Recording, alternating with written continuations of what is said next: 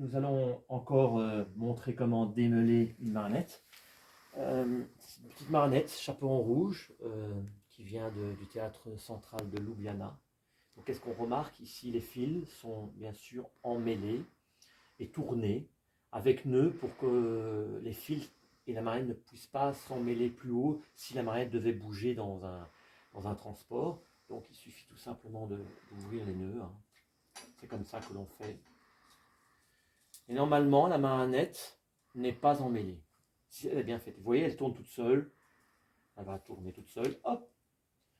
Et elle est démêlée, tout simplement. Alors maintenant, peut-être qu'il y a des fils qui sont à regarder s'ils n'ont pas été un peu distendus ou c'est une marionnette qui a joué et qui a été donnée à Albrecht Roser et que j'ai acheté surtout pour le mixte, le mélange entre la technique Roser, c'est un appareil Roser. On a parlé déjà des appareils, des techniques, des contrôles de marionnette à fil et l'appareil et la marionnette slovène. C'est évident que cet appareil-là n'est pas l'appareil de cette marionnette originellement. Qu'est-ce qu'on remarque avec cet appareil de Albrecht Roser? On remarque une sorte de parenté. Ici c'est pour me faire la tête, ici c'est les mains, voilà.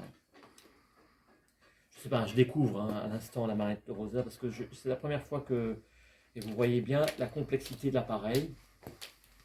Et évidemment, si vous allez un peu plus loin et que vous voyez ce qu'on se dit, mais comment Roser a développé ces marionnettes, eh bien, la première chose qui est très apparente, on va regarder les appareils, regardez. On remarque une parenté entre l'appareil traditionnel tchèque, la technique fil tchèque, et la technique de Roser. Mais avec ces dimensions de E-play, est-ce que c'est l'influence de Frank Paris, du grand marionnettiste américain du début du XXe siècle, qui va inventer ou qui semble être un des premiers promoteurs de l'E-play? Ça, il faudrait que je demande à mes amis américains, à Atlanta ou à Seattle. C'est assez intéressant de voir l'évolution des techniques de marionnette à fil. On est un musée de théâtre, on est un théâtre de marionnette à fil, évidemment. Il est intéressant parce que de voir que la marionnette à fil n'est jamais aussi simple que ce que l'on veut faire.